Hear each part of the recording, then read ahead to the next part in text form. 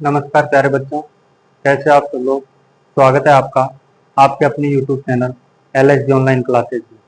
तो दोस्तों, आज हम पढ़ने वाले हैं जो हमने पिछली क्लास की थी उसी प्रश्नावली को आगे पढ़ाते हुए हम आज कक्षा 10वीं के प्रश्नावली 8 के आगे के प्रश्न करना शुरू करते हैं। और प्रश्न करने से पहले हम देख लेते हैं आज के मोटिवेशनल कोट्स को।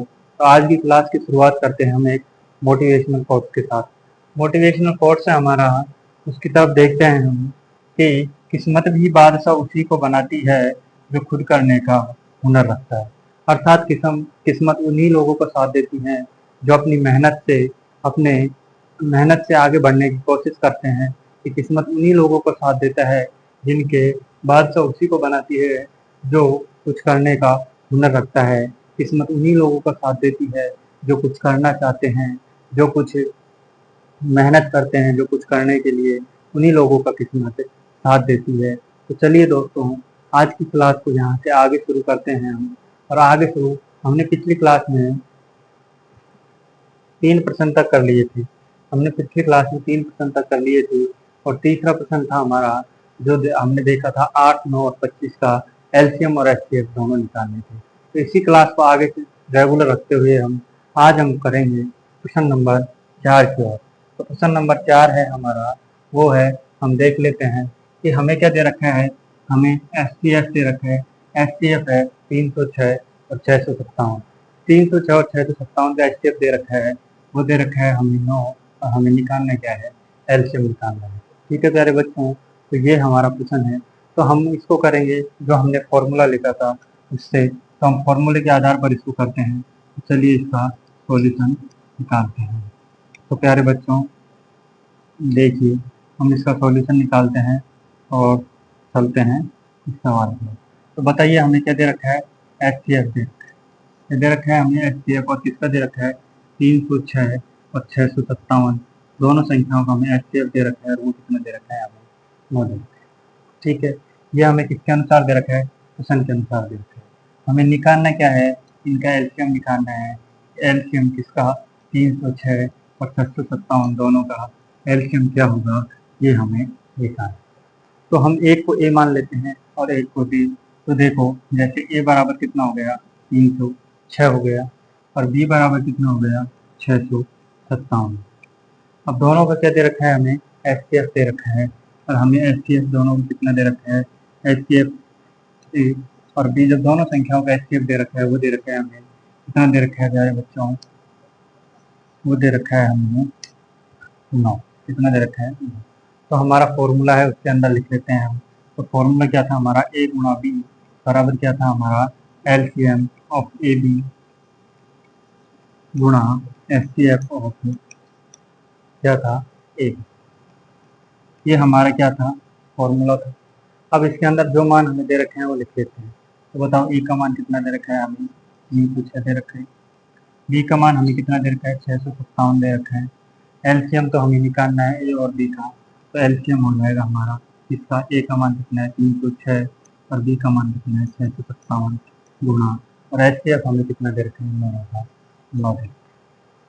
ठीक है प्यारे बच्चों, यहाँ तक मुझे नहीं लगता कि आपको कोई समस्या होगी। तो यहाँ से हम इसका क्या निकाल लेंगे, एलसीएम निकाल लेंगे और एलसीएम कितना हो जाएगा हमारा 306 गुणा 657 और बटे नीचे कितना आ जाएगा। जब हमारे पास यह गुणा में है तो ये किसमें चला जाएगा, भाग में चल जाएगा। और यहाँ से हमारे पास एलसीएम निकल आएगा, तो हम 9 का क्या कर लेते हैं, 9 का हम इस संख्या में भाग देते थे। ठीक है, तो 9 का भाग देते हैं तो देखो 9 एकम 9, 9 दूनी 18, 9 तीय 27। उसके बाद कितने बचेंगे 3 और 9 चौक 36। कितनी बार जाएगा, 34 बार जाएगा। अब हम इसको 34 को 657 को गुणा कर लेते हैं। यहाँ पे 657 गुणा कितना कर लेते हैं 34। 7 चौक कितने होते हैं 28 का 8 हासिल की 2, 5 चौक 20 और 2 22 का 2 हासिल की 2, 6 चौक का 24, 24 और 2 कितने हो जाएंगे 26। 24 और 2 कितने हो जाएंगे 26 हो जाएंगे। ठीक है, देखो 26 गुणा 7 के 21 का 1 हासिल की 2, 5 के 15 और 2 17 का 7 हासिल की 1, 6 18 और 1 कितने हो जाएंगे 19। जब इनको जोड़ोगे तो 8, 2 और 1 3, 6 7 13, 13 का 3, हासिल किए, 9 2 11 ने 12 का 2 हासिल किए, ये हो जाएंगे 22,338। तो बताओ दोनों का एलसीएम कितना आ जाएगा? 22,308। ठीक है प्यारे बच्चों, और ये हमारा क्या हो जाएगा? आंसर। तो हमें दे रखा था एचसीएफ दे रखा था, दो संख्याएं दे रखी थी हमें, और दो संख्याओं में हमें क्या दे रखा था? एक संख्या थी 306 और दूसरी संख्या थी 657। इसका एचसीएफ दे रखा था, और एचसीएफ दे रखा था हमें कितना? 9। हमें क्या निकालना था? एलसीएम निकालना था। हमारे पास जो फॉर्मूला है उसके अंदर रख दिया हमने। एचसीएफ 306 657 बराबर 9, और एलसीएम 306 657 बराबर हमें निकालना है। तो ए का मान 306 हो गया, बी का मान 657 हो गया। एचसीएफ और एलसीएम हमें निकालना है, तो हमने यहाँ से क्या निकाल दिया? एलसीएम निकाल लिया। तो बताओ इस संख्या का एलसीएम कितना आ गया? 22,338 आ गया। ठीक है प्यारे बच्चों, तो आप इसको उठा सकते हैं।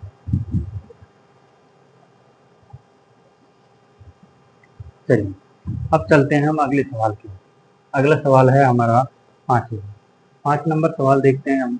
5 नंबर सवाल है हमारा, इसकी जांच कीजिए कि किसी प्राकृत संख्या n के लिए संख्या 6 की पावर n अंक 0 पर समाप्त हो सकती है। यदि हम इस संख्या को प्रसारित करें तो 6 की पावर n एक संख्या है, हमारे पास कितनी है? चलिए हम यहाँ से देखते हैं इसको। 6 की पावर n एक संख्या है। अब हम इस संख्या को प्रसारित करें तो क्या इस संख्या का इकाई के अंक में 0 आ सकता है? ये हमें क्या करना है? पता करना है।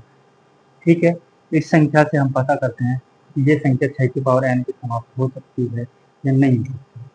तो देखो प्यारे बच्चों, जब हम 6 का भाज्य गुणनखंड करते हैं तो 6 का भाज्य गुणनखंड कितना होता है? 3 गुणा 2। ठीक है प्यारे बच्चों, तो 3 गुणा 2 मतलब 6 की पावर n है, तो हम 3 गुणा 2 की पावर भी क्या रख सकते हैं? n रख। ठीक है, तो हम आगे जाके इसको ऐसे भी बोल सकते हैं, 3 की पावर n गुणा 2 की पावर n। अब कोई भी संख्या 0 पे जब भी समाप्त होगी जब उसके अभाज्य गुणनखंड में क्या आना चाहिए? उसके अभाज्य गुणनखंड में 5 गुणा 2 आना चाहिए। कि 5 की पावर भी n आ जाए और 2 की पावर भी n आ जाए, तो वो संख्या किस पे समाप्त होगी? हमेशा 0 पे होगी, क्योंकि 5 को जब 2 से गुणा करते हैं तो कितना आता है? 10 आता है। ठीक है प्यारे बच्चों, और जब 10 आएगा तभी अंक कब किससे समाप्त होगी? 0 पे समाप्त होगी। इसलिए हम कह सकते हैं कि ये संख्या कभी प्राकृत संख्या n के लिए संख्या 6n 0 पर समाप्त नहीं हो, क्योंकि 6 की पावर n का अभाज्य गुणनखंड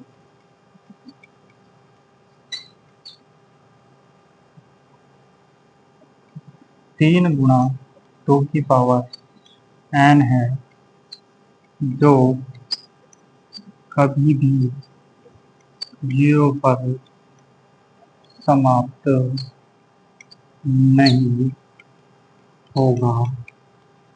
0 पर समाप्त होने के लिए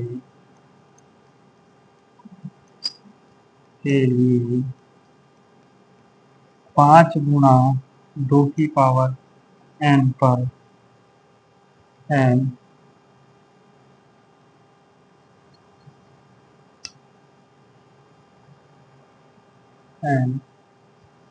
अभाज्य गुणनखंड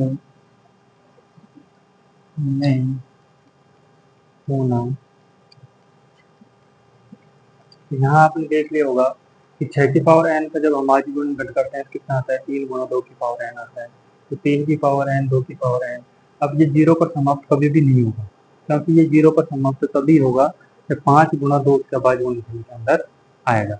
अगर अभाज्य गुणनखंड के अंदर 5 गुणा 2 आ जाएगा तो संख्या 0 पर समाप्त हो जाएगी, और अगर 5 गुणा 2 अभाज्य गुणनखंड के अंदर नहीं आएगा तो संख्या कभी भी 0 पर नहीं समाप्त होगी, क्योंकि इसके अंदर कितना आ रहा है? 3 गुणा 2 की पावर कितना आ रहा है? n। इसलिए ये संख्या कभी भी किससे समाप्त नहीं होगी? 0 पर समाप्त नहीं। ठीक है प्यारे बच्चों, तो ये समझ आ गया होगा, तो आप इसको उतार सकते हो।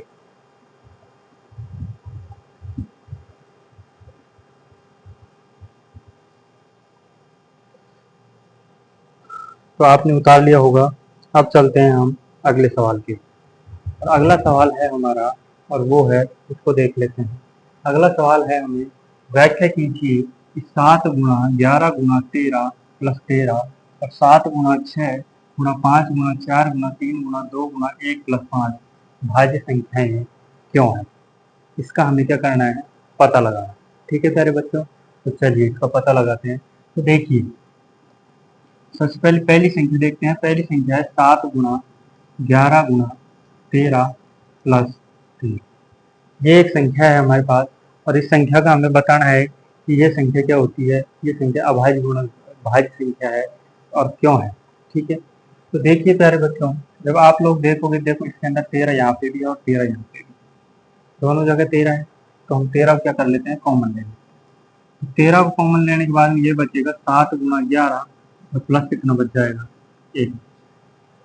ठीक है, तो बताइए ये संख्या है, इसके अंदर किसका भाग जा रहा है, 13 का भाग जाएगा नहीं जाएगा।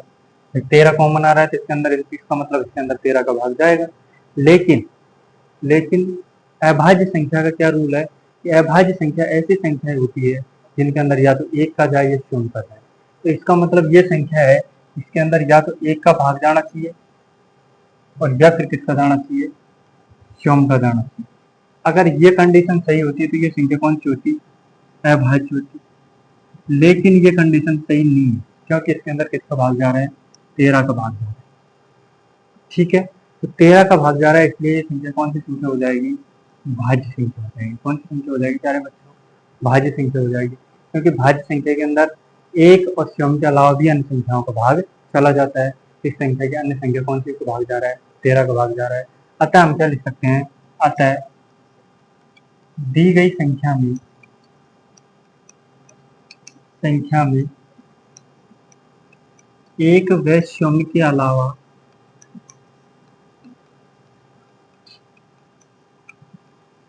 तेरह का भाग जा रहा है। जो संख्या दे रखी है हमने उसमें 1 और शून्य के अलावा किसका भाग जा रहा है, 13 का भाग जा रहा है। इसलिए यह संख्या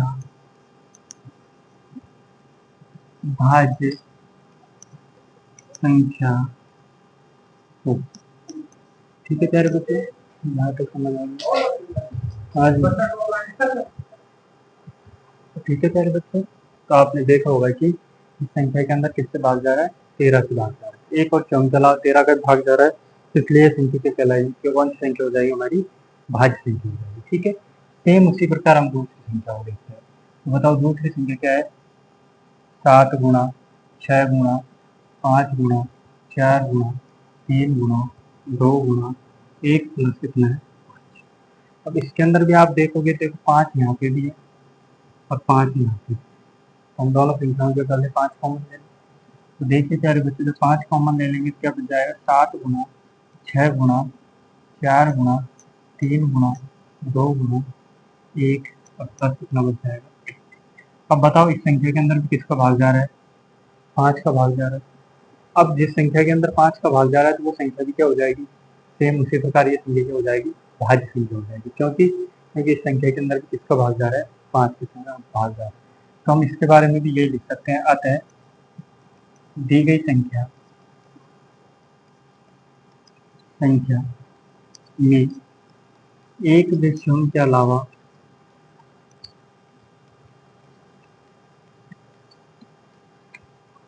पांच का भाग जा रहा है, इसलिए यह संख्या भी भाज्य संख्या हो। ठीक है प्यारे बच्चों, तो आपको समझ आ गया होगा कि वहां पे हमने देखा था कि देखो सबसे पहले हमें ये पता होना चाहिए कि अभाज्य संख्या कहते किसे। अभाज्य संख्या ऐसी संख्या से कहते हैं जिसमें 1 का भाग जाए और शून्य का भाग जाए, इसके अलावा किसी भी संख्या का भाग नहीं जाए, वो संख्या कौन सी कहलाती है, अभाज्य संख्या कहलाती है। ठीक है प्यारे बच्चों, लेकिन हमने यहाँ पे देखा कि ये एक हमारे से दे रखा था, इसके अंदर कॉमन क्या आ रहा है, 13 आ रहा है। 13 दोनों के अंदर है, 13 हमने भाग ले लिया। तो हमें 13 भाग लेने के बाद हमें ये पता चल रहा है कि संख्या के अंदर 13 का भी भाग जा रहा है। 1 और शून्य का तो जा ही रहा है, इसके अलावा 13 का भी भाग जा रहा है और 13 का भाग जैसे ही जाएगा तो ये संख्या कौन सी संख्या हो जाएगी, भाज्य संख्या। तो हमने ये लिख दिया, अतः दी गई संख्या 1 और 6 में चलाओ किसका भाग जा रहा है, 13 का भाग जा रहा है, इसलिए संख्या कौन सी कहलाएगी, कौन सी संख्या हो जाएगी, भाज्य संख्या हो जाएगी। सेम उसी प्रकार दूसरी वाली संख्या में किसका भाग जा रहा है, 1 और 6 में चलाओ 5 का भी भाग जा रहा है, तो 5 का भाग जाएगा जैसे, तो ये संख्या कौन सी हो जाएगी, ये संख्या भी भाज्य संख्या हो जाएगी, क्योंकि इसमें 1 और 6 में चलाओ किसका भाग जा रहा है, 5 का भाग जा रहा है, इसलिए ये संख्या भी क्या हो जाएगी प्यारे बच्चों, ये संख्या भी भाज्य संख्या हो जाएगी। ठीक है प्यारे बच्चों, यहाँ तक आपको आसानी से समझ आ गया होगा। यदि वीडियो आपको पसंद आ रहा है तो वीडियो को लाइक कर दे, चैनल को अगर आप अभी तक आपने सब्सक्राइब नहीं किया है तो सब्सक्राइब कर दे, और इसको शेयर जरूर करें जिससे और अधिक लोगों तक पहुंच सके और अधिक लोगों को इसका लाभ मिल सके, और हमें अच्छा लगे कि आप हमें सपोर्ट कर रहे हैं। ठीक है प्यारे बच्चों, चलिए अगले सवाल की ओर चलते हैं। इसको एक बार आप देख लीजिए और इसको एक बार उतार लीजिए।